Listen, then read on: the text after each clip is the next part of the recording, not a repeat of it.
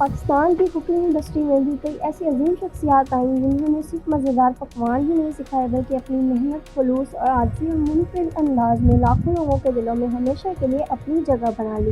آج کے اس ویڈیو میں ہم پاکستان کے ان عظیم اور ناقابل فراموش شخص کو یاد کریں گے جو ہمارے درمیان تو موجود نہیں مگر ان کا ذائقہ، ان کا انداز اور ان کی یادیں ہمیشہ زندہ رہیں گی۔ اس لیے آپ سب سے گزارش ہے کہ ویڈیو کو آخر تک ضرور دیکھیے گا۔ Number 1، chef Rahat Ali. لوگوں کو نقصان سے بچانا واقعی بہت بڑی نیکی ہے۔ شیف راحت علی نے کئی برسوں تک پاکستانی گھروں میں ذائقے، محبت اور آسان پکوانوں کی خوشبو بکھیرے رکھی۔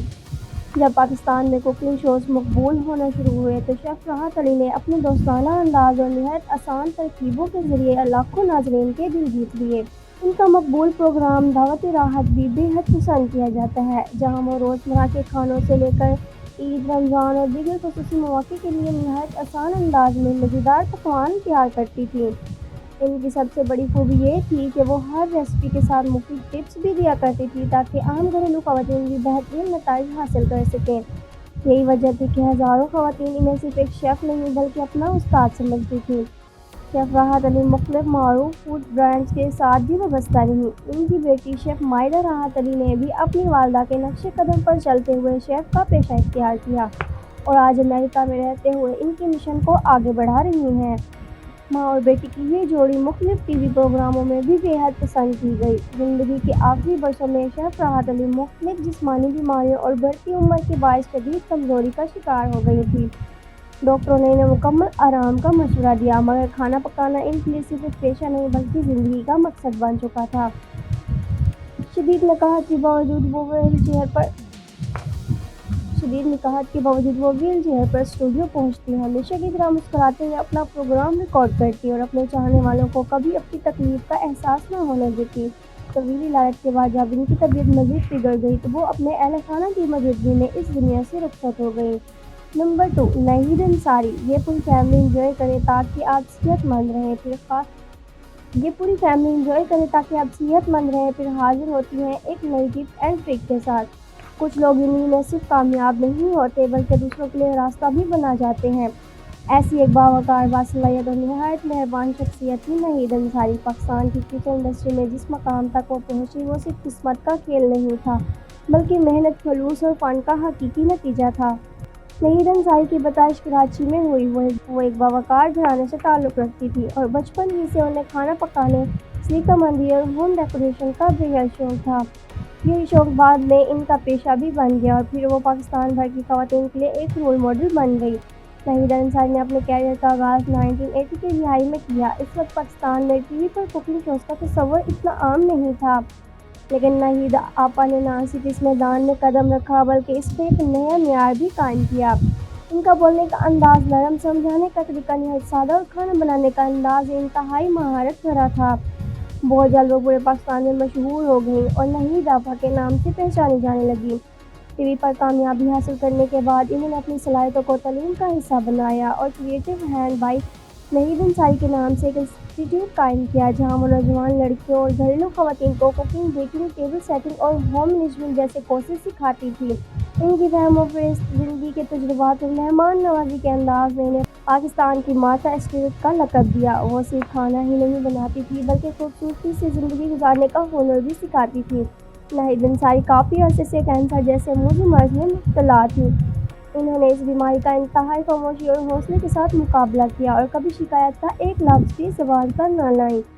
لیکن افسوس، آخرکار 4 جولائی 1924 کو وہ اس جان لیوا بیماری سے لڑتے لڑتے ہمیشہ کے لیے اس دنیا سے رخصت ہو گئیں۔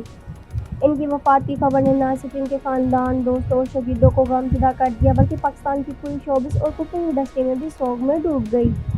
نمبر 3، فرحہ جہاں زیب۔ دوستو، یہ گپ شپ کا سلسلہ اسی طرح چلتا رہے گا مگر ہمارے پاس فی الحال ایک چھوٹے سے بریک کا وقت ہو گیا ہے۔ کچھ شخصیات ایسی ہوتی ہیں جو صرف اپنے فن کی وجہ سے نہیں بلکہ اپنے انداز، خلوص اور محبت کی وجہ سے لوگوں کے دلوں میں گھر کر لیتی ہیں۔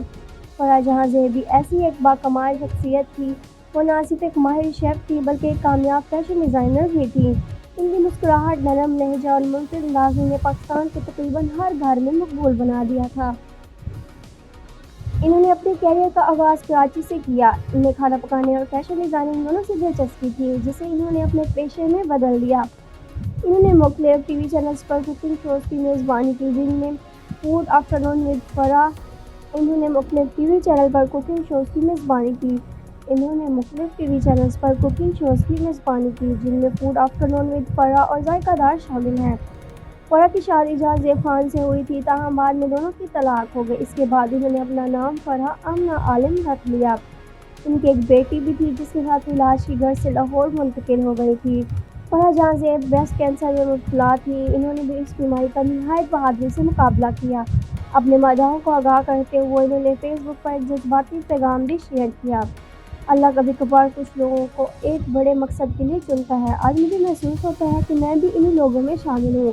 میں ایک نایاب بیماری میں مبتلا ہو گئی ہوں جہاں دوائیاں کام نہیں کر رہی تھیں اور تمام ڈاکٹر نے کہا کہ میں ایک نایاب کیس ہوں۔ اس وقت میرے معزز استاد ڈاکٹر محمد عالم نے میرا حوصلہ بڑھایا اور مجھے اللہ پر اپنا ایمان مضبوط رکھنے کی تلقین کی۔ ان کی رہنمائی اور میری والدہ کی دعاؤں سے میں دوبارہ زندگی کی طرف لوٹ رہی ہوں۔ افسوس کہ فرح جہاں زیب 21 جولائی 2040 کو 45 برس کی عمر میں کینسر کے باعث انتقال کر گئی۔ ان کی وفات کی خبر نے ان کے مداحوں، ساتھیوں اور شنیدوں کو غمزدہ کر دیا۔ ان کی خدمات کو ہمیشہ یاد رکھا جائے گا۔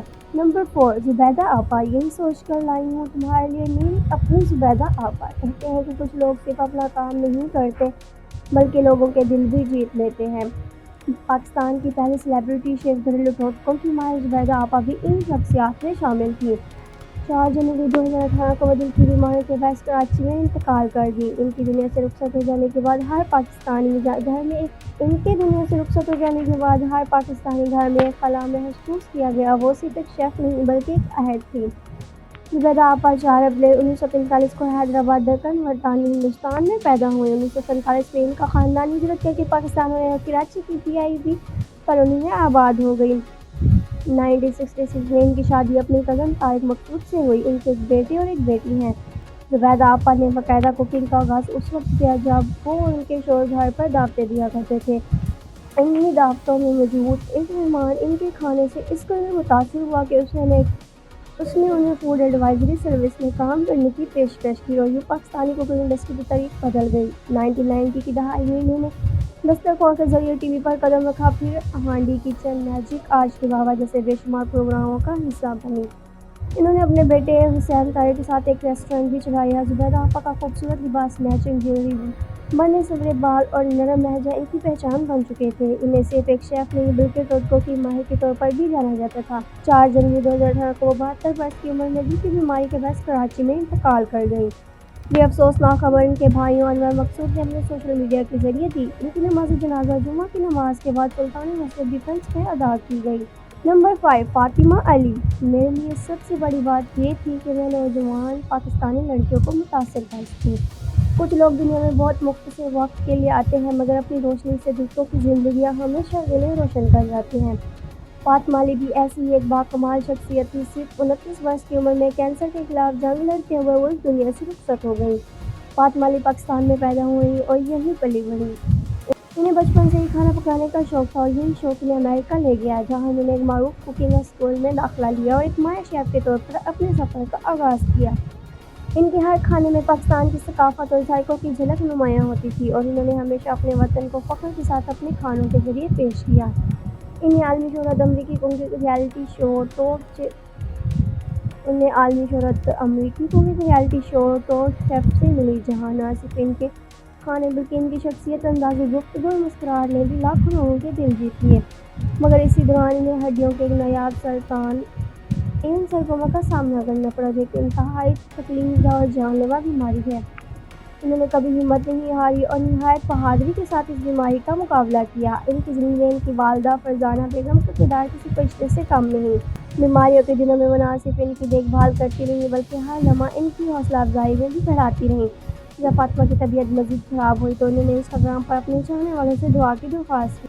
اس کے بعد ٹاپ شیف کے ان کے کئی ساتھی ہسپتال میں ان سے ملنے آئے اور بعد میں سوشل میڈیا پر ان کی یادوں اور ان کے ساتھ گزرے گئے وقت اور ان کی مثبت اثرات خراج تحسین پیش کیا۔ 29 برس کی زندگی یقیناً بہت مختصر لگتی ہے مگر فاطمہ علی نے جو محبت، حوصلہ اور اپنے ذائقوں کی خوشبو دنیا کو دی وہ ہمیشہ زندہ رہے گی۔ انہوں نے ثابت کر دیا کہ بیماری انسان کو کمزور تو کر سکتی ہے مگر اسے شکست نہیں دے سکتی۔ نمبر 6، سارہ ریاض۔ میں ہوں آپ کی اپنی کوکنگ ایکسپرٹ سارہ ریاض، دیکھتے رہیے میرے ساتھ۔ پاکستان کھانوں کی دنیا میں اگر کسی ایک نام کو خالص ذائقے، محبت، سادگی اور خلوص کی علامت کہا جائے تو وہ نام سارہ ریاض کا ہے۔ وہ ایک ایسی شخصیت تھی جنہوں نے صرف کھانا نہیں پکایا بلکہ اپنے انداز گفتگو، محبت بھری مسکراہٹ اور آسان ترکیبوں سے لاکھوں لوگوں کے دل جیت لیے۔ مگر افسوس، اپریل 2014 میں یہ نرم دل، باصلاحیت اور مہربان خاتون چھاتی کی کینسر سے لڑتے لڑتے اس دنیا سے رخصت ہو گئیں۔ سارہ ریاض کا شمار پاکستان کے نامور شیفز میں ہوتا تھا۔ وہ 20 سال سے زائد کا تجربہ رکھتی تھی اور خاص طور پر ARY کے فوڈ چینل سے وابستہ تھی۔ ان کا سب سے مشہور پروگرام کھانا پکانا تھا، جو ہفتے میں 5 دن نشر ہوتا تھا۔ وہ نہ صرف روزمرہ کھانوں کی آسان ترکیبیں بتایا کرتی تھی بلکہ صحت اور غذائیت سے متعلق مفید مشورے بھی دیتی تھی۔ ان کی مقبولیت کا اندازہ اس بات سے لگایا جا سکتا ہے کہ نہ صرف پاکستان بلکہ بیرون ملک بھی لوگ ان کے مداح تھے۔ سارہ ریاض نے کراچی کے علاقے نارتھ ناظم آباد میں اپنے گھر پر ایک چھوٹا سا تربیتی ادارہ بھی قائم کیا تھا، جہاں کئی لڑکیاں ان سے پروفیشنل کوکنگ سیکھنے آیا کرتی تھیں۔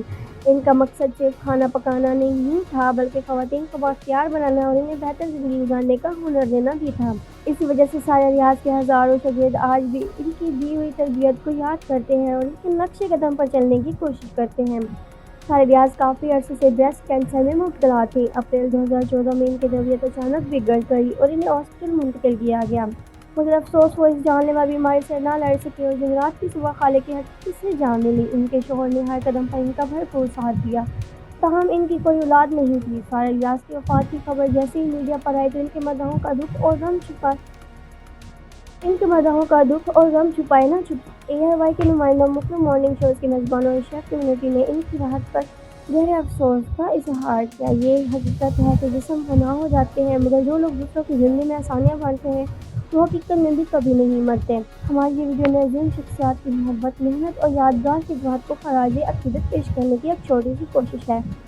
اگر آپ بھی ان میں سے کسی شخصیت سے جڑے رہے ہیں یا آج بھی ان کی کوئی بات آپ کو یاد آتی ہے تو کامنٹ سیکشن میں ضرور بتائیں کہ کون سا شیف آپ کے دل کے سب سے زیادہ قریب تھا اور کس کا کھانا بنانے کا انداز آپ کو سب سے زیادہ پسند تھا۔